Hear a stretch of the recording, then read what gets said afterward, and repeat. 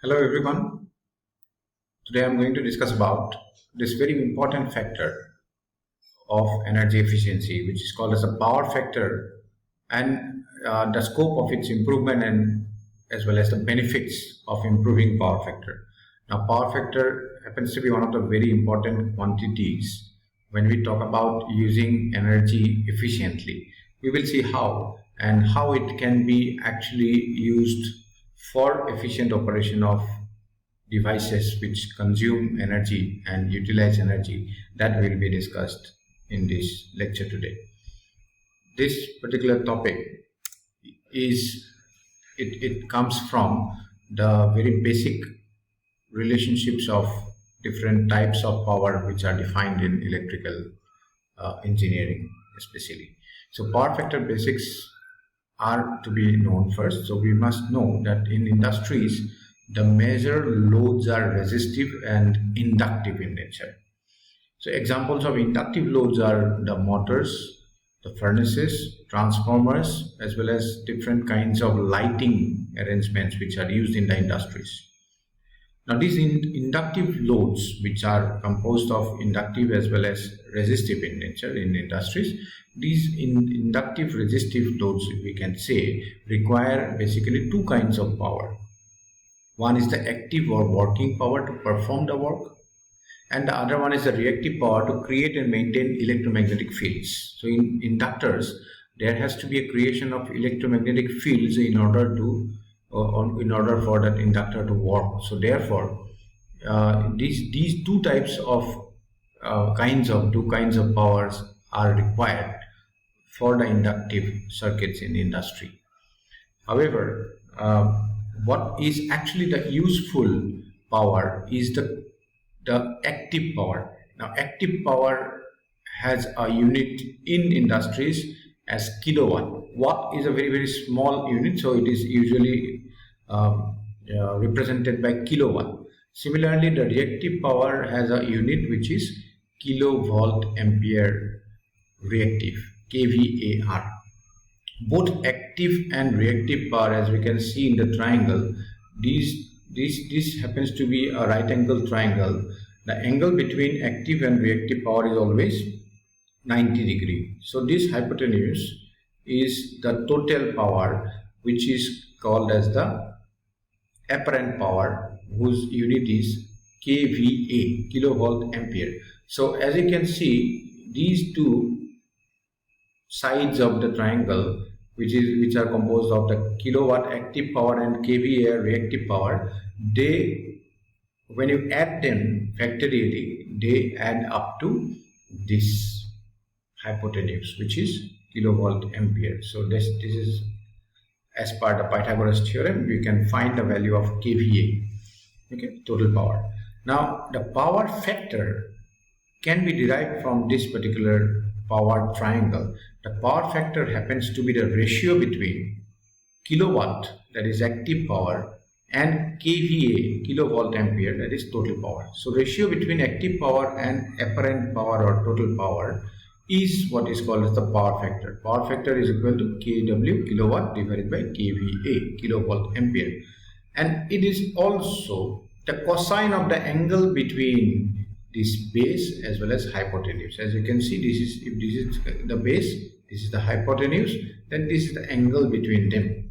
Okay, so this angle cos phi, that is, if the angle between the base and the hypotenuse is phi, cos phi is base divided by hypotenuse. So base is kilowatt, hypotenuse is kilovolt ampere. So that happens to be cos phi also, and power factor is the name given to it. Okay. So improving power factor is required because what we need is actually, if we go back to the prior power triangle, what we need is this active power is the required one. Reactive power is something which is not the useful power.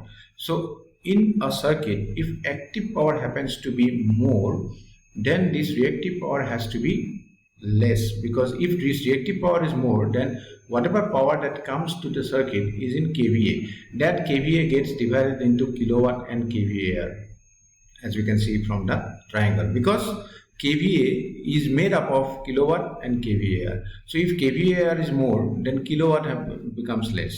If kVAR is smaller in comparison to kilowatt, then we have a larger value of active power for the same applied total power. Okay, so in order to reduce this kVAR or reactive power value, we need to add certain equipment. As I have mentioned already, in industries the loads are composed of mostly resistive and inductive components. So what actually adjusts the inductance or inductive component in the industries are the capacitors. So capacitance value of capacitors can cancel out some inductive value of the inductors. So therefore, capacitors, when added in industries, they can help in reducing the power factor to a lower value. So for improving the power factor, we have to add power factor correction capacitors. And they can act as reactive power generators with opposite polarity. So they have opposite polarity of the generated power. So that opposite polarity adjusts the power that is generated due to the presence of inductors in the form of reactive power. So reactive power of inductors and reactive power of capacitors, they are opposite in nature.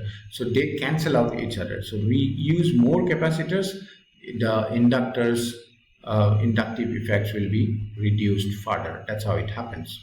So the use of capacitors reduces the amount of reactive power, and thus total power generated by the utilities also becomes less. So what happens is, if we have this kilowatt requirement, active power requirement for running the motors, etc., is in a particular fixed value.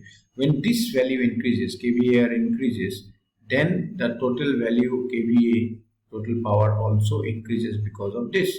If we can reduce this value of kVAR, then the required kVA can also be reduced to a great extent, keeping the kilowatt active power requirement same. So kilowatt cannot be changed because that is the amount of power required for running the motors and the systems.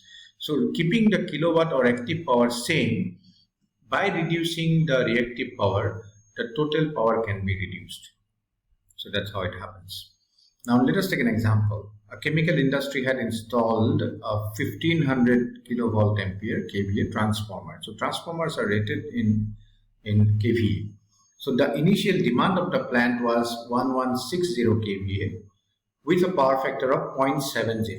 So that's given. So initial demand of the plant from the transformer is 1160 kVA with power factor value of 0.70.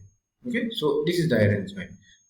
1160 kVA is the required the demand. Okay, and if we keep this cos phi, that is power factor 0.70, for this much kVA, we will get the kilowatt from these two values. One value is this 1160, the other one is cos phi value. So this base part of the triangle, that is the active power, happens to be kVA cos phi. So kVA into cos phi, that is 1160 into 0.70. When we multiply this by this, what we get is 812. Similarly, this part, this side of the triangle is kVA multiplied by sin phi. Okay, so when we have cos phi given by 0.70, from there we can find the phi. Phi is cos inverse of 0.70. That's normal trigonometry. So phi value, once we get, we just have to find kVA multiplied by sin phi. That gives us this arm. This is the perpendicular side of the triangle. This particular side of the triangle happens to be 828. So kVAR value is 828. Sorry, 828. That is 1160 sin phi. Since phi value is easy to determine, so kVA multiplied by sin phi will be 828.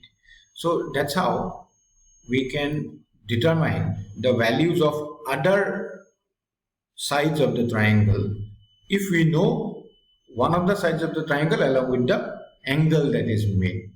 by the base with the hypotenuse. Once we know the angle that is made by the base with the hypotenuse or perpendicular with the hypotenuse, one of the angles when we know, this angle is already known, that is the angle between kilowatt active power and reactive power is already 90 degree. So once we know any one of the sides and one of the angles between this and this, either this angle or this angle, when we know, we can determine the values of the rest of the sides of the triangle. So we have to remember this power triangle very well so that we can compute the values of active power, reactive power, apparent power, etc.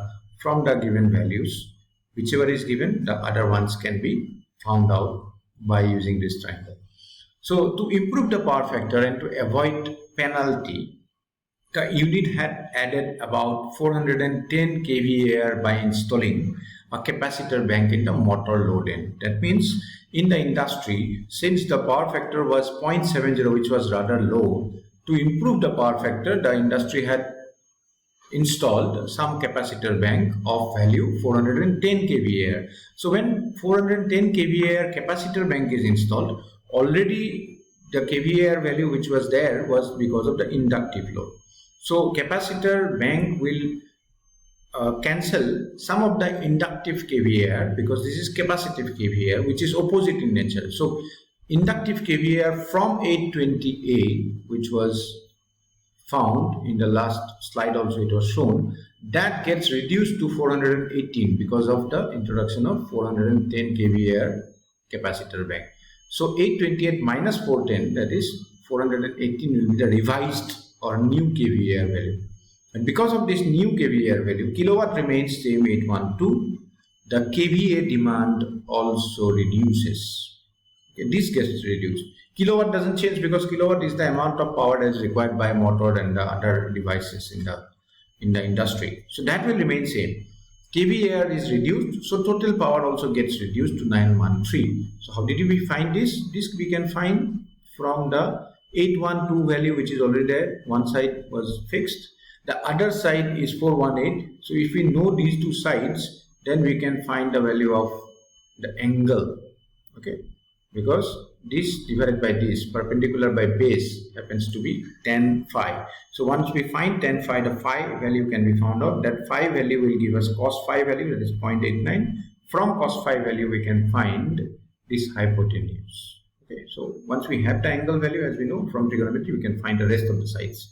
So this side is found to be 913. So that's a considerable reduction in the kVA value, that is the apparent power required by the industry. So what happened was, with the improved power factor, the required kVA is also reduced. So from 1160 kVA, the load reduced to 913 kVA.